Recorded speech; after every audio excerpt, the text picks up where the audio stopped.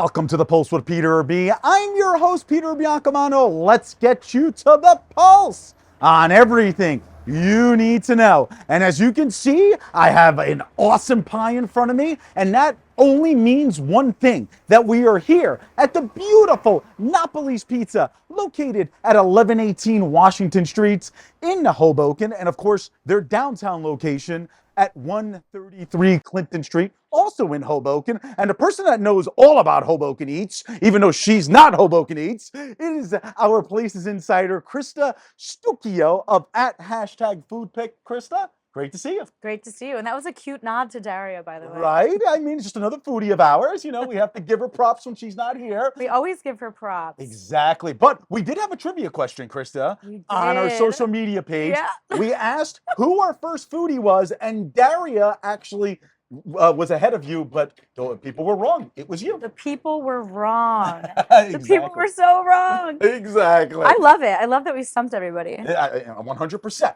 All right, we are here at what you call naps.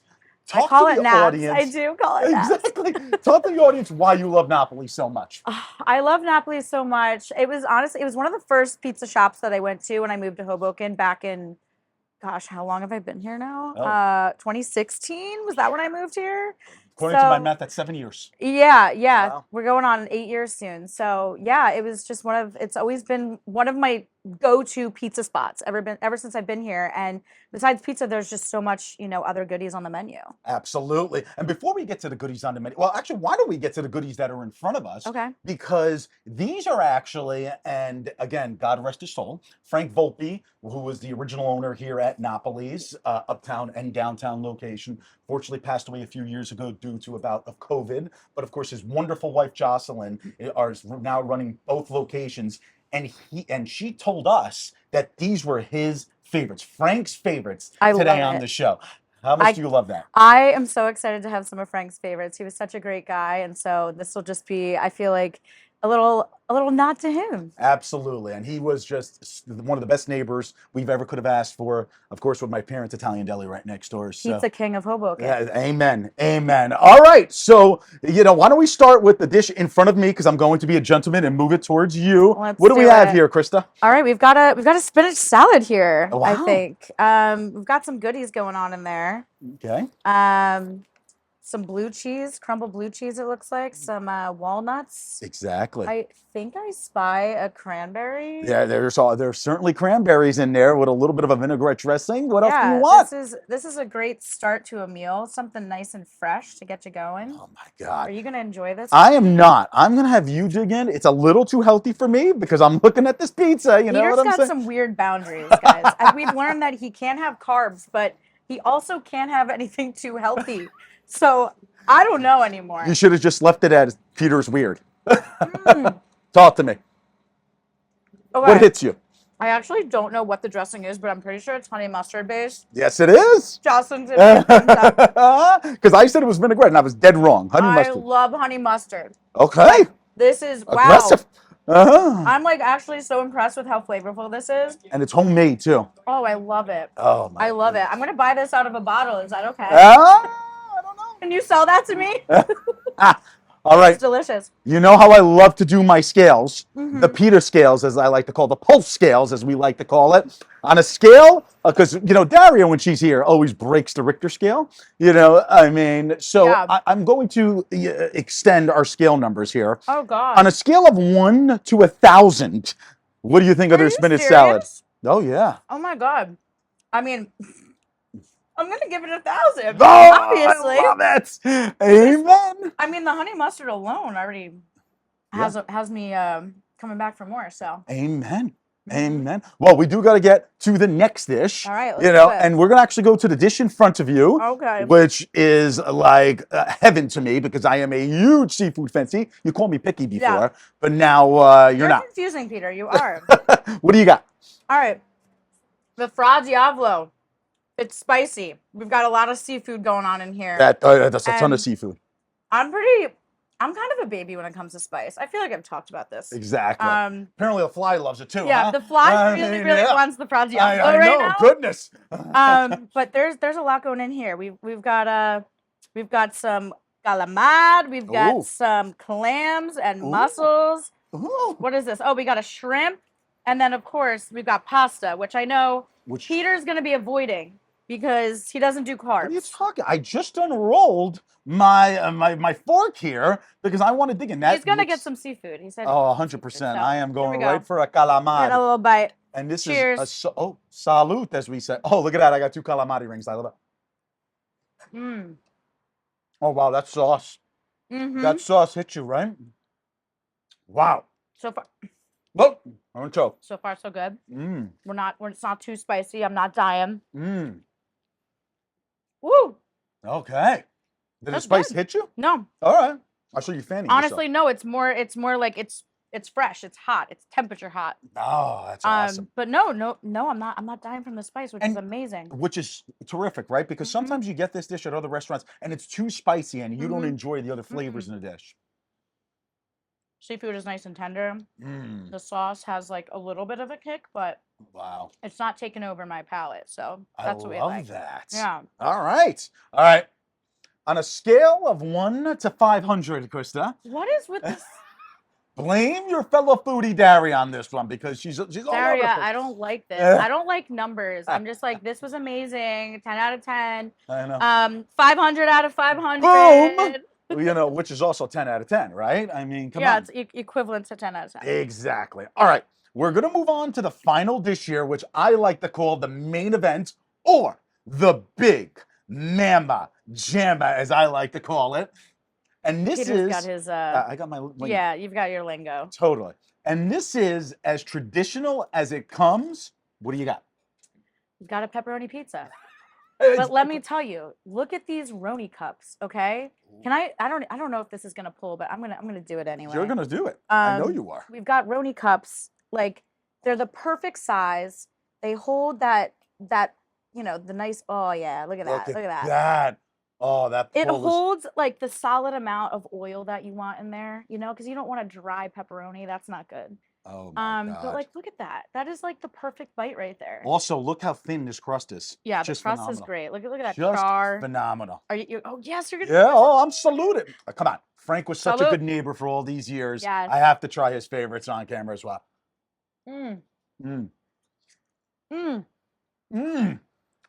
Classic pepperoni. The crunch of the pepperoni, right? I'm losing my nap. Oh, I took your napkin. That's sorry. okay. Yeah, sorry. Yeah. No, this is. I love the thin crust. Again, you just like. You gotta find the good Roni cups. Oh, and they're here. They're here at Naps. Right. The Roni cups don't kind of like melt in with the cheese. That's how you know that they're a high quality pepperoni. Oh yeah, you can pluck them off and eat them if you want on your way God. Through eating the slice. Well, Krista, on a scale of 1 to 10, what do you think of the traditional? No, we went back down to 10. Look, I'm gonna go to 50. Oh, you want to go to 50? Okay. On a scale of 1 to 50, what? Well, folks, before the segment started, Krista was like, maybe I should bring my bottle of water on camera, and she almost choked twice. So I'm very, very glad you made that decision. I was shocked that this did not get me, but that pepperoni just went down the wrong pipe. Oh, it's still delicious, understood. I promise.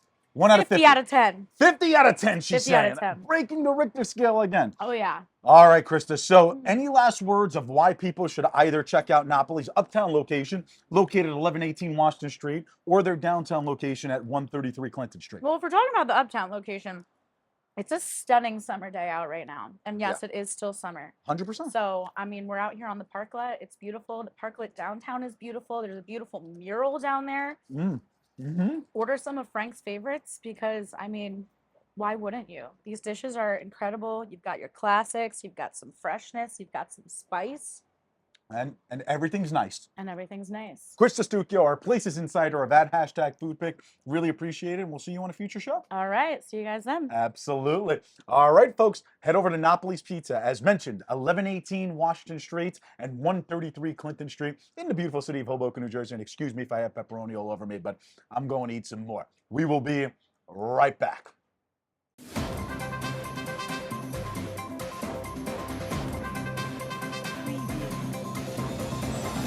Peter Biancamano, your hostess with the mostest of the Pulse with Peter B.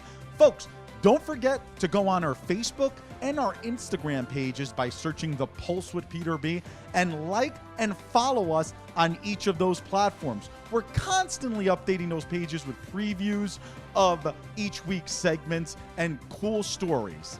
Also, if you have any questions, feel free to reach out to our email address at thepulsewithpeterb@gmail.com. Welcome back. I'm your host with the most, Josh Sotomayor Einstein, and I'm so glad that you out there in TV land and on the internets have stayed with us. And I'm also glad and honored to be joined not by that bum Biancamano, but my friend and the hopeful Republican candidate for the U.S. Senate from New Jersey, Shirley Maia-Cusick. And I apologize if I butchered your name. I'm very bad at names, but I think I got it right. You got that right. All right. Yes. So tell us about yourself and about your background. Well, let's put it this way.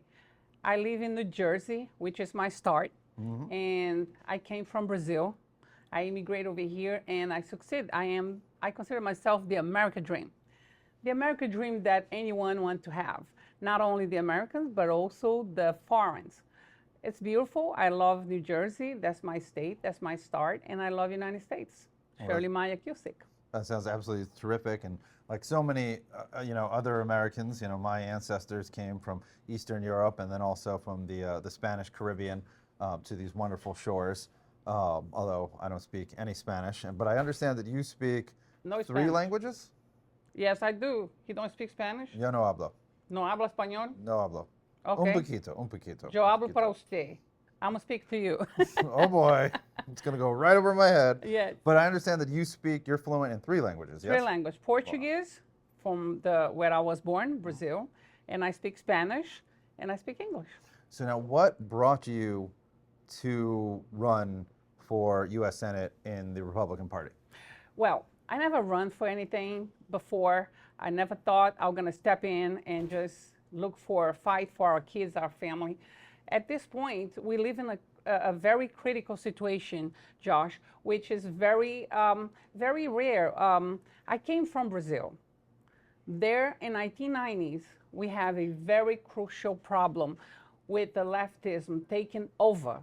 So I came to America because America, it's a land of opportunities. America, it's a beautiful country. And I thought we were safe here. I thought this America is the country where we can trust. But guess what? I keep seeing America falling down. I keep seeing like the other party don't want America to be America.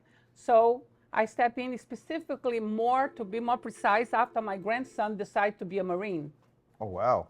Yes, he is he's deployed right now in California. He's gonna come back to Camp Lejeune, and after that he goes to Netherlands, and God knows where America gonna send him.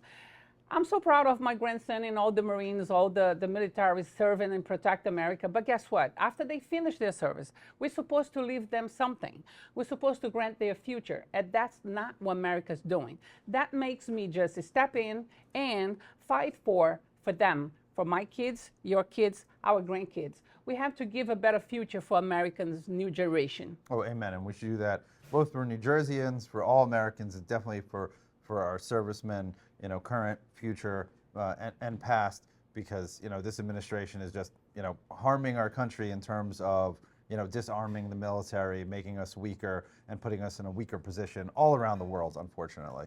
What are the other issues that motivated you? I hear a lot of wonderful patriotism that you hear from so many Americans by choice, that haven't been demoralized by the left like so many Americans that were born here, right? Like Yes. So many people have been born here that the Antifa woke liberals, have just zapped of their patriotism for no reason, whatsoever. No reason. So basically, another reason motivate me to be a candidate and look for win and look for all the support for my American, my foreigners, my Latinos. It's because what's going on at that border? Mm-hmm. I am an immigration consultant. I deal with immigration for such a long time in America. I know what does that mean. That department is completely broke. We have to update that department. And also why in the world we live our border open. I'm a foreign, I'm an immigrant. I did all the process supposed to be done to become America's citizen, proudly America's citizen. And why in the world we need that border open? It's no such a thing, a country without open borders. Country need a border, need a safe border. Let me stop you right there. We'll get back to it. I apologize. We got to stop for a commercial break. Stay tuned. We'll be right back. Welcome to Hudson River Care Counseling. Hello, I'm Dr. Pam Pater-Ennis, the CEO and founder of Hudson River Care Counseling with over 30 years of clinical social work experience and therapy. We are a progressive counseling and coaching practice with a diverse team that brings a holistic approach to clients. We offer support both in person and through digital platforms such as telehealth. Consider us a safe haven that you can trust with care for your mental health needs. Visit our website to set up a consultation today.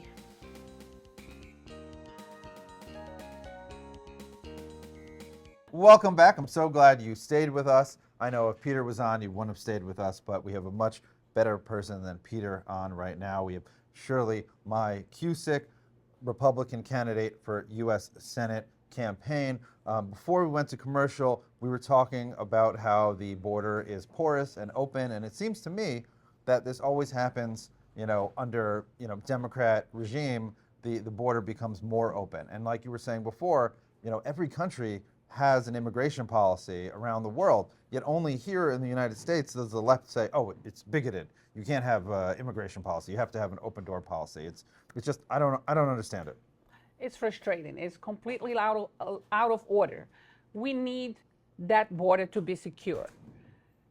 I know for sure, as a fact, that we're receiving not good immigrants only. We're receiving like coyotes. We receive like human trafficking. It's more than 85,000 kids disappear because they keep recycling them, sell them again, and recycling. Even the CBP already found 2 or 3 kids just lost in the desert of our border. So what is this? America now building such a better criminals? So we have to take care of that. That is one of the reasons I step in. We have to change. I want to engage with the good brains in the Senate, which I already have, and then work hard, not like Bob Menendez doesn't work. We pay his salary and he doesn't work. So I want to give my work hard, and then move on and secure our border, find out how we're going to update the immigration system and reduce the cost of that gigantic department without doing not a good job, and move on and get America back what we used to, the first country in the world, the America which we love, and be the best of the best, because this is the land everybody have a best and beautiful opportunity. Why are we not going to work for that? We have to work for that. 100%. Couldn't agree with you more. And just to spell it out loud for everybody out there, you're watching somebody that's descendant of immigrants and someone that is an immigrant, an American by choice. And we are pro United States and being a nation of immigrants, but we are not we're against having an open border policy, because then you don't have one country. You have, this disparate balkanization where everyone's broken down into all these sub-ethnic groups without having that wonderful melting pot that makes America, America made a welcoming place to the Irish and to the Jews and to the Italians, and to every immigrant group that came here can assimilate to a varying degree and share in that American ideal. And that's a beautiful thing. That's the American dream. America is the best country in the world. Amen. America is the only country is deal and have and give opportunity for anyone comes in this country. We have to incentivize the entrepreneurs to come and invest in America again, because now the entrepreneur visa is completely clogged. Not only that, immigration, it's taking a lot of money from our country. We don't need that. Agreed. We don't need that. We have to simplify. And more, we have a lot of issues to correct it. America has to get back to the way America was. We need our America back. I'm going to win this campaign. I'm going to take you to the Capitol here with me. All right. I just was there yesterday, just doing my thing, working, campaigning. So Oh, sounds terrific. Yep. All right, we only got about 30 seconds left, so why don't you do your 30-second elevator pitch right now? Well, as I said to you, my name is Shirley Maia-Cusick. I'm running for U.S. Senate in 2024. I'm fighting for our kids. I'm fighting to have better border protected and secure, and I'm looking forward to have your vote. You can donate for shirleyforussenate.com and help me join my movement, and let's get that together. America first. America is the best country in the world. Amen to that. And you out there in TV land and on the internet, stay tuned. We'll be right back.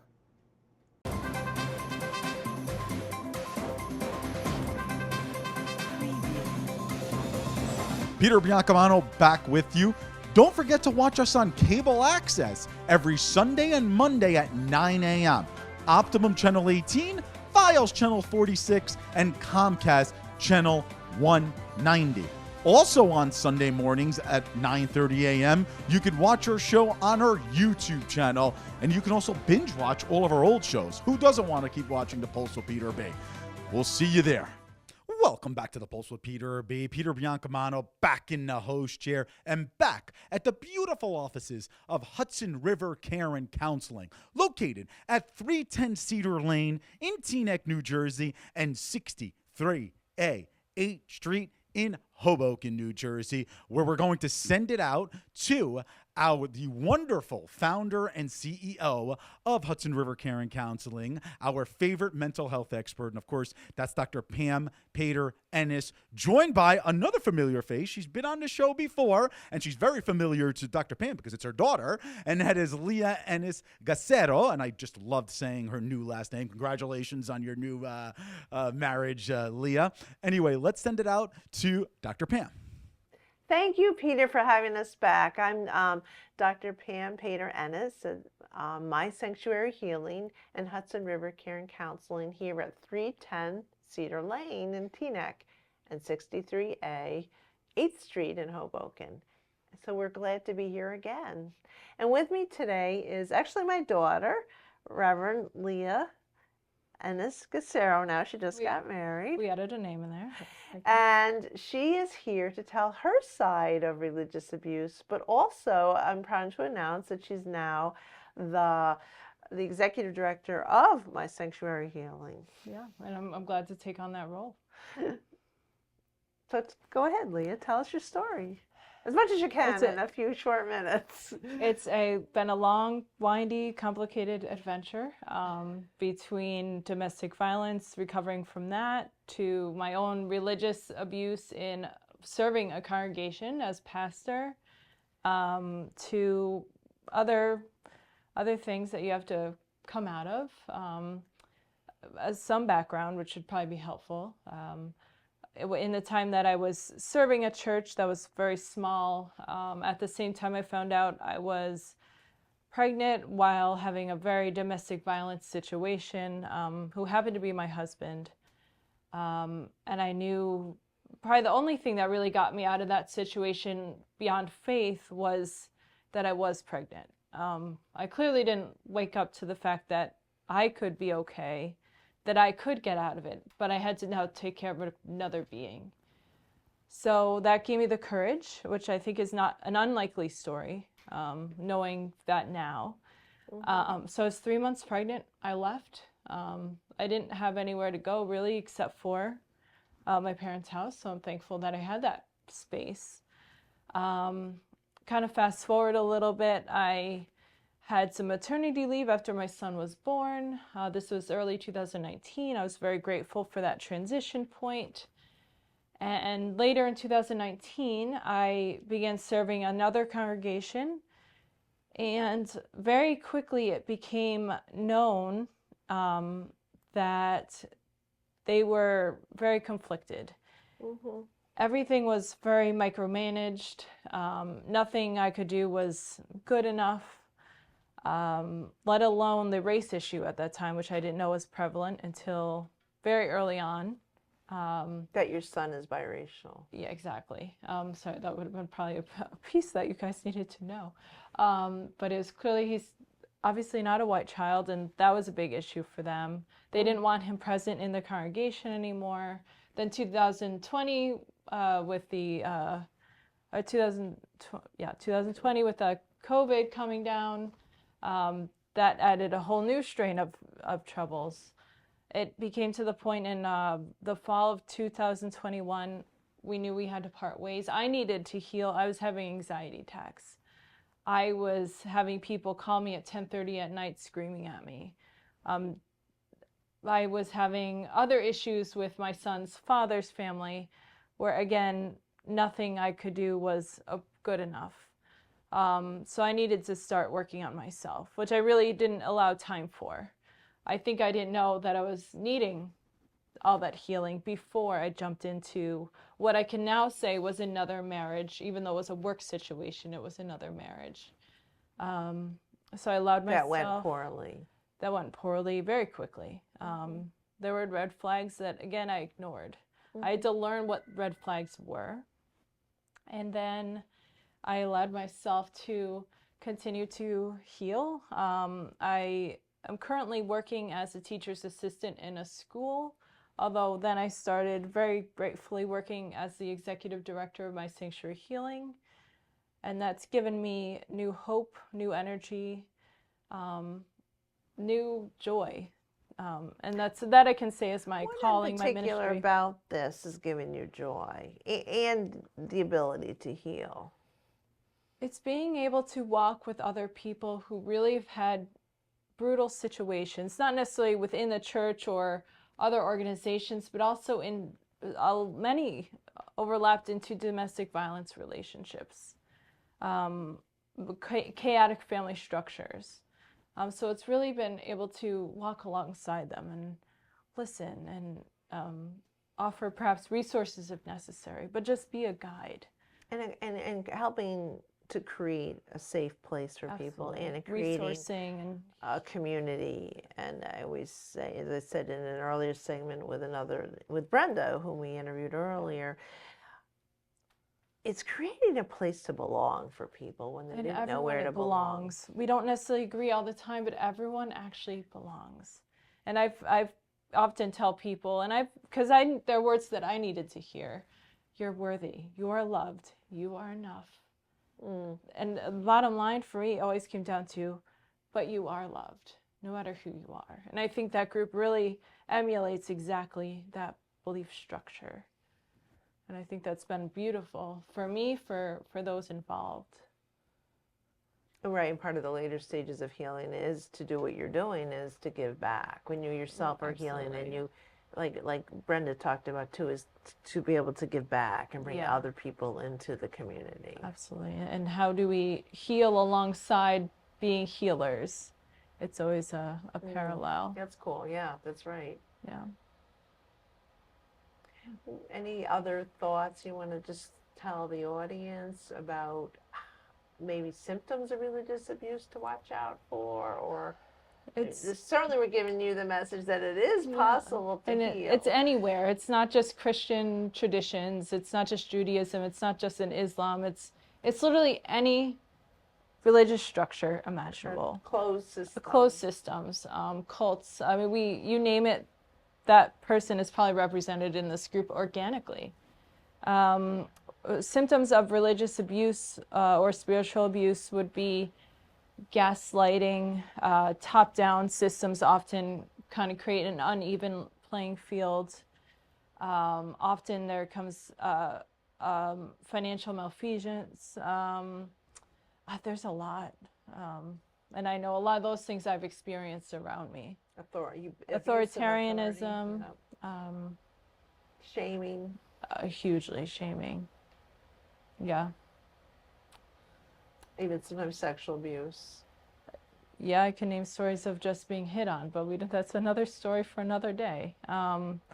There's a lot of abuse and power, but if you've experienced that, or if you maybe you don't want to do anything with religion itself, you're still welcome to my sanctuary healing. It's been a place where people who are coming to love God again, or maybe they're feeling the love of God for the first time, where they want literally nothing to do with religion, but just want to have a place to speak and be heard for the first time. It's been a really beautiful One group of the in that things we sense. say in addition to you can belong is that we will hold out hope for your healing. Right. Even right now when you can't believe you could possibly heal. It is possible to heal. And we have hope for you that you can. Right. And I think a lot of the message also that people need to hear, and I needed to learn it, is silence can be deadly, but this group will teach you that you can speak now. You don't have to hold the silence. Wow, that's beautiful. That's You don't have to powerful. hold silence anymore. We are here. Peter, again, we thank you. Leah and I, and I'll speak for Leah, thank you so much for allowing us to tell our story. We want to get the message out that people can heal and come to either My Sanctuary Healing or Hudson River Care Counseling. And thank you again for having us. It's so much appreciated on our part. Thank you so much, Dr. Pam. Really, really appreciate you coming on, and we really appreciate visiting Hudson River Care Counseling every month here on The Pulse. And thank you to your lovely daughter, Leah Ennis-Gasero. I had to say the last name again. If you're looking for any type of support, folks, please visit mysanctuaryhealing.org, and you can get in touch directly with Leah and Dr. Pam with anything that you're looking for support in. All right, folks, join us next week for The Pulse on everything you need to know. I am Peter Biancamano. I hope you have a great week, everybody.